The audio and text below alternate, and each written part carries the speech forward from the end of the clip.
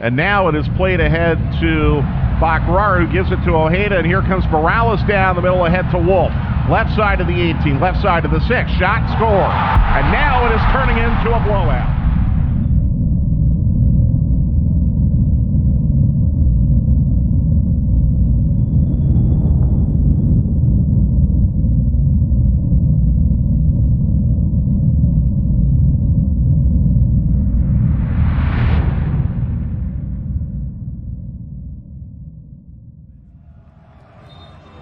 Attempt to play catch-up, but the Pigeons then poured it on right before the hour. Hannes Wolf keeps on running with his pack. NYC 4, Atlanta United nothing here in the Bronx tonight.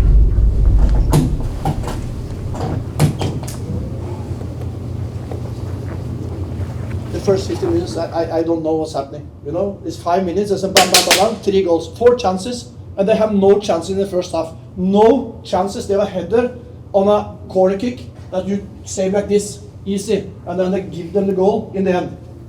That's what they have the whole first half. We go after the break, and 15 minutes, they have 4 goal chances and 3 goals. And I don't see anybody say anything. Nothing. I'm part of it. I'm a bad coach right now. Unbelievable bad coach. I feel so. That's maybe the hardest I've been through my career.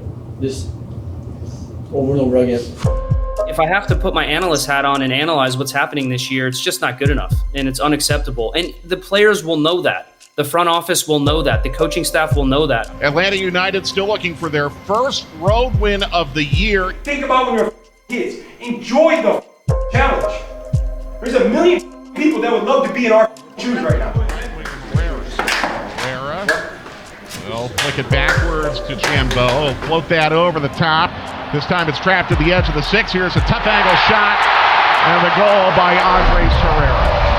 And the dam finally breaks in the 23rd minute. It's 1-0 Columbus. Trying to maneuver by Morales. Sharp angle shot is in! Schlich given away. Taken by Rossi in a dangerous place. Russell Rouse, second of the game! Brad Guzan got only a piece of it. And the crew threatening to run Atlanta United out of the house. They're up by 3.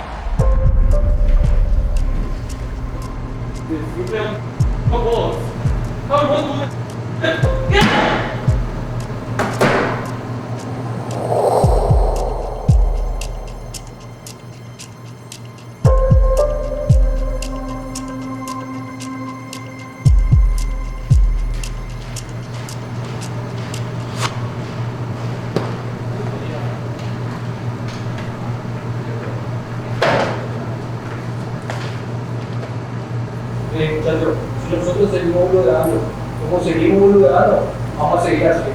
Todo lo que está pasando acá es nuestra culpa. Todo es nuestra culpa, no es culpa de nadie. No es culpa del entrenador, porque nosotros toda la semana entrenamos lo que tenemos que hacer en el partido y después no hacemos. Por favor, tenemos que tener por lo menos ambición, que tenemos que querer ganar cosas. No puede ser que cobremos nuestros sueldos, nos vamos a nuestra casa y todos felices, loco. Así no se puede, loco. Tenemos que poner más en nosotros, más entrega. Nadie te reprocha errar un pase, nadie.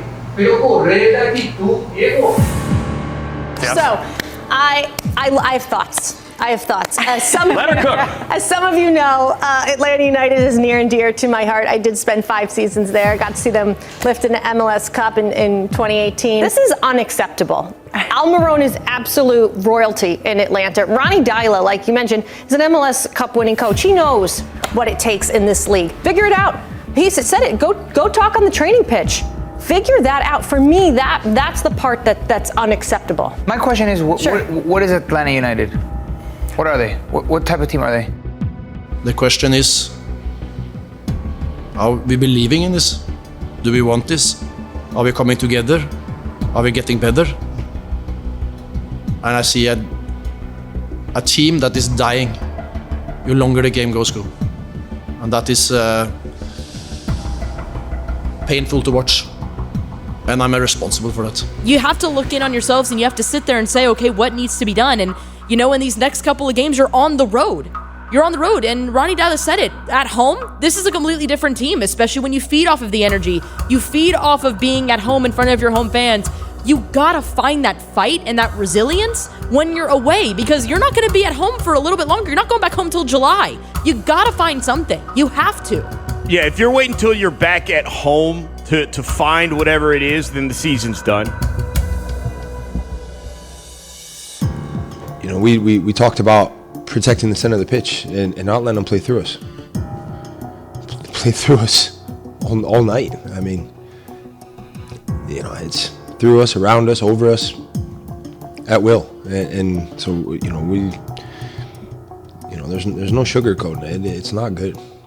When you can't score goals and then you can't defend your net consistently, you're going to end up where Atlanta United is, which is outside the playoffs looking in. And I don't know how many ways you can talk around it without just directly addressing it.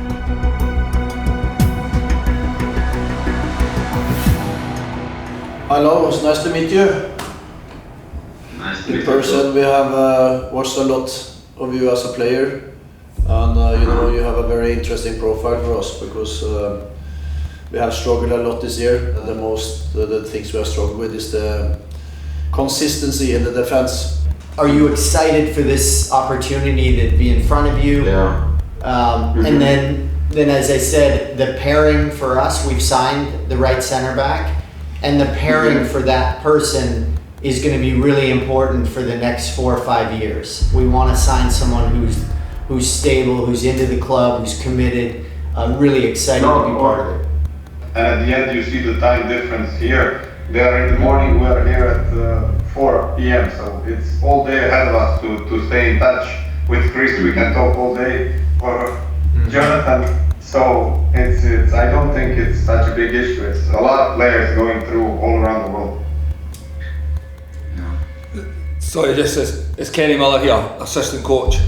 This football club is the best club I've ever seen for looking after people in that respect. Honestly, you want for nothing. They have people to make sure you settle fine with apartments. It could be cars, it could be Wi-Fi, it could be getting anything. I've never seen a club look after their players, their staff as much as this. So we as staff is also in a similar situation. It's tough being here alone. It's tough for us as well as our staff.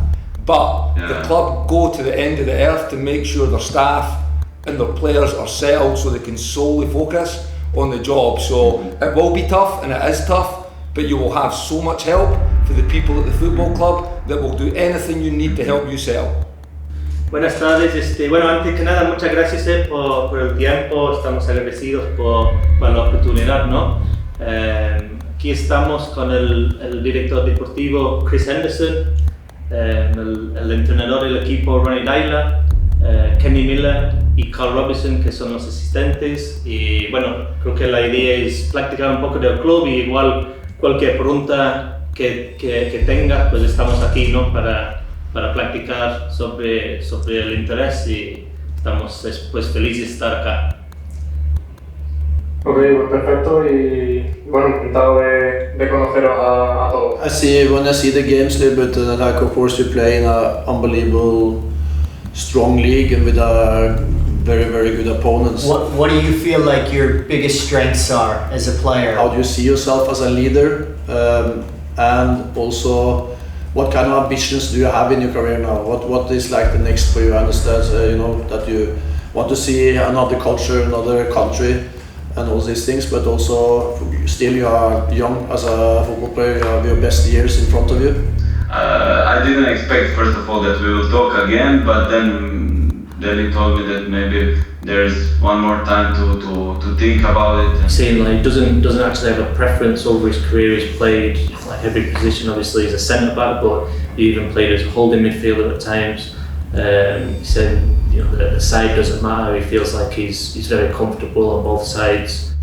We need to be very dominant in the games. We are not that now, but that's where we want to go. To have a press that we can press as high as possible in the pitch, that we dare to play from behind, that we can make overloads, so we can step with the ball as a centre back. Yeah, like about the last thing that I mentioned there about like players being a little bit too comfortable maybe. He says, with me, that's just not possible. Thank you guys. We'll be in touch. Okay. Thank you very much for your time. Okay? Thank you very much. Yeah. Thank you guys. We stay in touch. Ciao. Yeah. Ciao. But I just think it's a league that they don't even think of MLS as an option. So I'm thinking that, hey, we're getting a guy maybe who has the level. He's played at a league that keeps the ball. Yeah. I don't know. There's just a feeling of how he will work. They go to Premier League. They go. There's success everywhere in the whole world. So it's. I'm not big. It's the personality in the end. I happened to take a course in Czech Republic at Charles University in Prague. So I lived in Prague for a couple months, and it was a coaching course, but it was highly scientific. And so I think that kind of pushed me in the direction. There's kind of this niche there that wasn't really being utilized fully, as like the science side of coaching and quantifying what's going on in training sessions, building periodization models. I would say overall I was a very average to below average professional goalkeeper. There's so much advantage once you're in our space of being in locker rooms and understanding big games, understanding what players go through in travel, what players go through during preseason, what players go through when you're on losing streaks. Like there's, when you've gone through that as a player at that level, then I think you can connect so much better with the players and have that understanding. We have an offer going out to him, right, Jonathan? Yeah, we do. So that should be, I think Demetrius is working on that with Arjun and Juliana, so hopefully we can get that out in the next day or so. They are two totally different people. That's their characters, that's what they are. But he uses confidence, he does. But it was just, my only thing on that was the profile next to him. But if you say that Miaj is sort of similar, profile, aggressive and a leader. I think there's something about a player who's been in La Liga and he's seen the top level. And he's obviously, I think he's very aware of himself and his game. And he probably, something he said in there that he wants, he's not won anything. So I've not done anything. We've all come to this environment having had success where we've been. To me, it's about working consistently, making little small tweaks, but never kind of trying something, throwing it out, trying something else, throwing it out, trying something else, throwing it out. They can score them as many goals, they can do that, but it's what happens after they score the goals. How do you respond to that? How do you get back into this? And a pleasant good evening to you from BMO Field in the wonderful city of Toronto for a matchup tonight of two teams that should be extremely desperate for a win. You're going into a transfer window. Garth is the team president. How are things going to work in this transfer window with Garth under his leave of absence? Yeah, I mean, first, Garth is doing okay. He's super appreciative of all the support that he has. You know, Garth and I have been friends for a really long time, and he's going to take this fight head on, and he's got support of his family, and they'll be with him through this period, and we expect him to come back here strong and ready when he's fit and healthy. Atlanta United has now announced President and CEO Garth Lagerwey will be taking a leave of absence after recently being diagnosed with cancer. The team says his outlook for a full recovery is encouraging. He thanked the owner, Arthur Blank, for his support and said that he is stepping away. Garth's resilience and optimism are part of what makes him such an exceptional leader, and I know he'll carry those strengths the days ahead. It's interesting as we're coming out of the Club World Cup and conversations are happening all over the world about the transfer windows.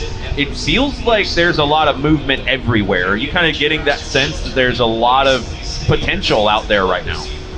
I think so. I think there's a lot of talent in the league, and there's always players who are looking for changes and a new environment, and so you have to take those opportunities. You have to also have your scouts looking 1 to 2 windows at minimum ahead. We're looking forward to getting back to him. It's been a while, but we're also looking forward to this match tonight. Chris, thank you so much for joining us, and please give Garth our best. We will. Thank you.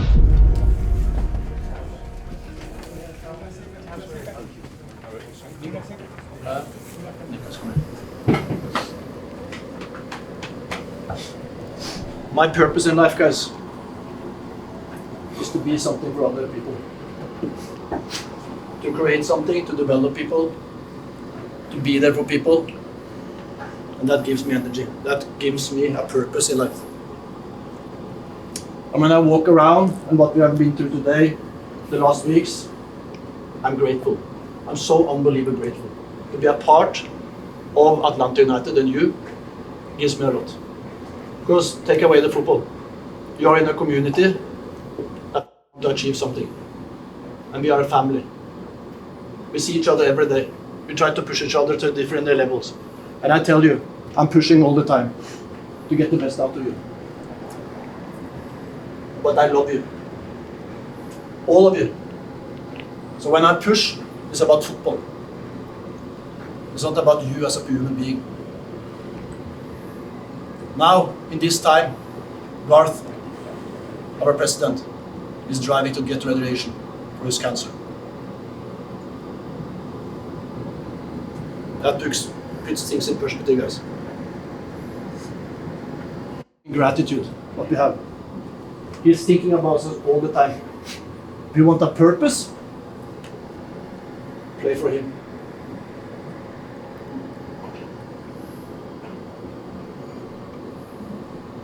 Jaden, gonna play his first game today.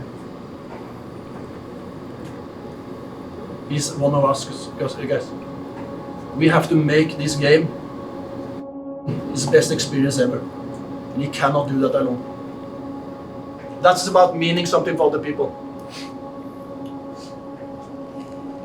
That's the only reason we are here. And then, we are here to perform. And if we're going to perform, we have to do our jobs. Everybody has to know the job and they have to do it. The dirty work you have to do. Everybody. Because then are you trustworthy. And when you are trustworthy, then people feel safe around you. At the same time, you have to trust your teammates. You don't need to do their job, you do your job. And if they fail, you help them. That's a proper team, and that's us when we are not our best. Huh? Let's go out and do it. To the top of the 18, trapped by Schlees, top of the arc. He'll wind up and fire. Puck save by Johnson. Edge of the 6, tough angle shot, just wide of the near post, where Saba was making a run and he could not tap it in. Out for goal kick. Winning challenges, talking, organized, patient, it's good. That is the start, that's the foundation, all the time. Really, now we have to understand that has to be basic for 95 minutes. We need to defend, we need to be organized, we need to be patient, we need to be aggressive. He drops it, sends it into the back post, header, score. Davy Flores. 1-0 to Toronto on very poor set-piece defending by Atlanta United. Flores was uncontested. It lands to Almiron, who takes a touch off balance and passes to Lennon. Cross to the back post, headed clear out of traffic by Thompson, and then Brendan is taken down to the area. It's shot over the crossbar. What's the call? I think Atlanta's going to get a penalty here for a chance to steal a point.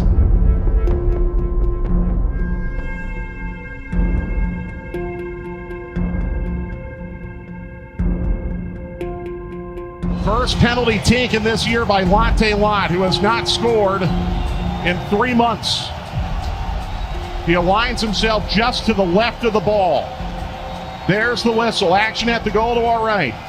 Latte Lott up to it, strikes it. Score! Off of Johnson and into the net! Johnson looked like he had the save, but it bounced off of him into the net.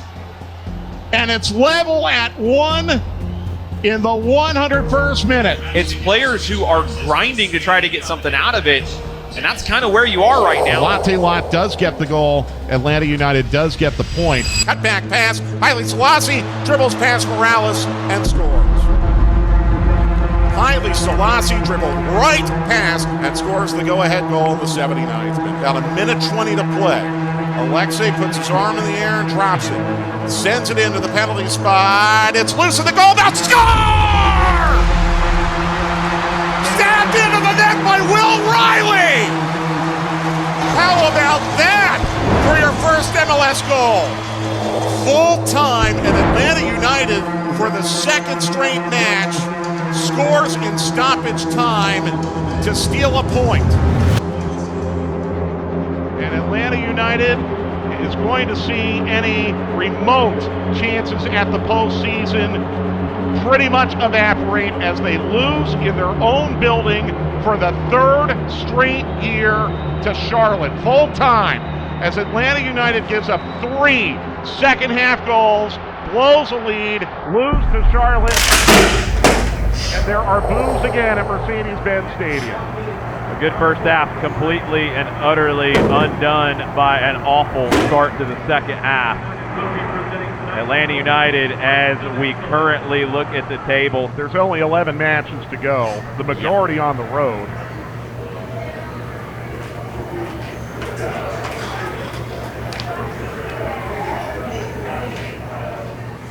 I don't know what happened, but I think we have to switch on from the beginning.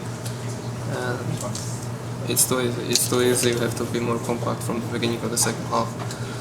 And I think they scored these 2 goals just too easy. We have to like hard work to score the goal, and we gave them. And if you want to play playoffs, it cannot happen like that. And now it's gonna be difficult because we know that now it's like maybe 50 points to playoffs. So I think this game was really important, and I'm really angry, I'm disappointed, I'm frustrated, because that's why we hard work. We did the hard work in the first half to don't concede easy goal in the second half, and yeah.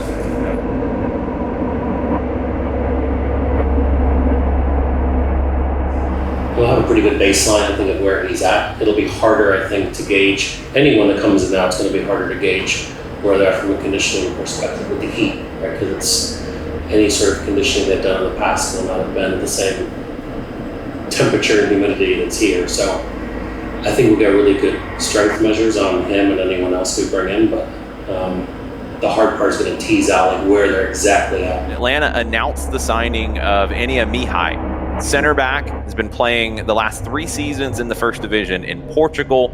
Prior to that, had been in Greece. National team player for Albania. He's going to have to adapt to the climate. He's going to have to adapt to the way we train, adapt to the tactics, and so it's going to be a shock for the group with changes that happen in the middle of the season. I mean, we've lived through it before. Push yourself, off you go. Catch him, Pedro. That's one. Ali Miggy. If given the instruction and the style of play, if we want to play out the back, he's a die-hard defender. He hates, it seems like you just said, he talked about his personality, but you see his personality in person and on the pitch are very similar.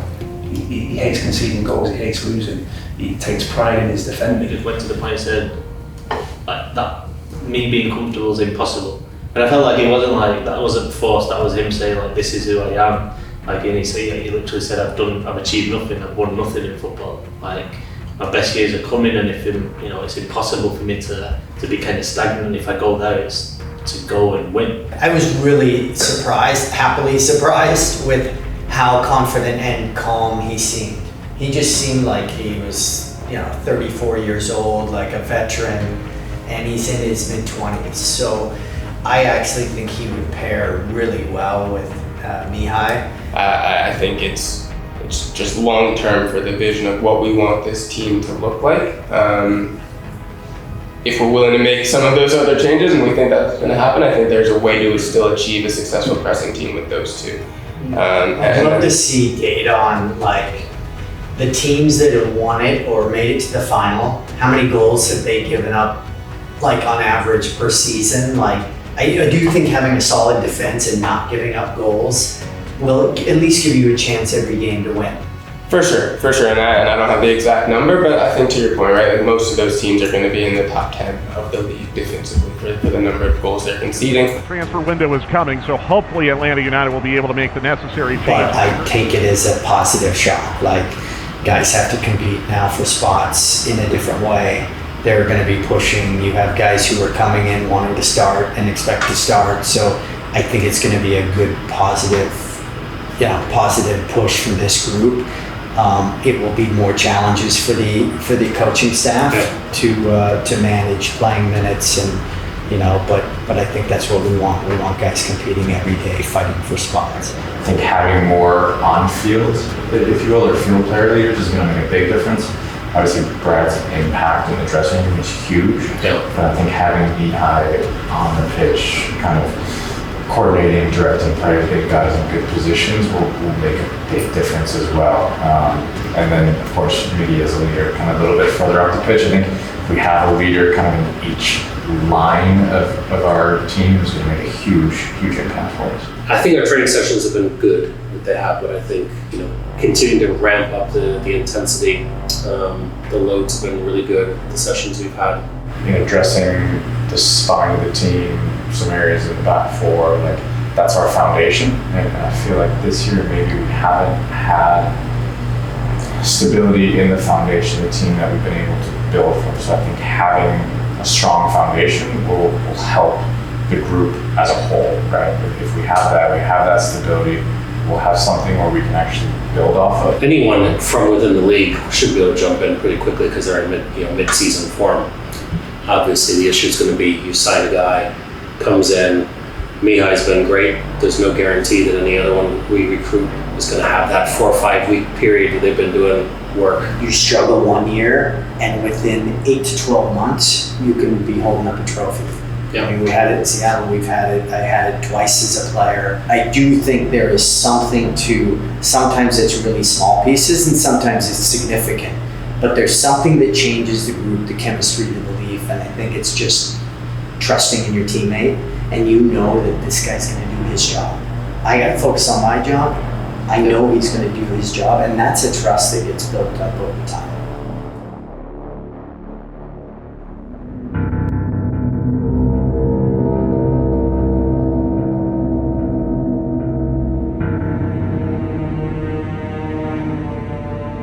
The league, the sport, it's in this constant evolution, right? And so I think the biggest danger, and I try to push to our staff, is that everything is always changing. It's not the same league as when Atlanta came in 2017. It's not the same league from when I was in Seattle in 2016. We won MLS Cup. It's the types of players here are different. The number of teams in the league, Leagues Cup, CONCACAF, like all these various challenges means you always have to kind of think outside the box and stretch yourself. So. I've mentioned to everybody how I feel about the partnerships, and for me, I get a really good feeling. The consideration is more on if we're spending that amount of money on 2 center backs, they have to be really, really elite, and that partnership has to be one of the best in the league. For me, it's about, more so than anything, the players we're bringing in and how they impact the players in the locker room. How they impact our 3DPs. Do they feel like these guys are good, I can play with them? And the shock that it has for the locker room and the reaction of the players who, hey, I'm not gonna lose my position, I'm gonna get healthy, find a way to get on the field. So I think that more than anything is what's gonna elevate the team, is the players that we bring in the next 2 windows. Okay. Thanks, guys. See ya. Bye.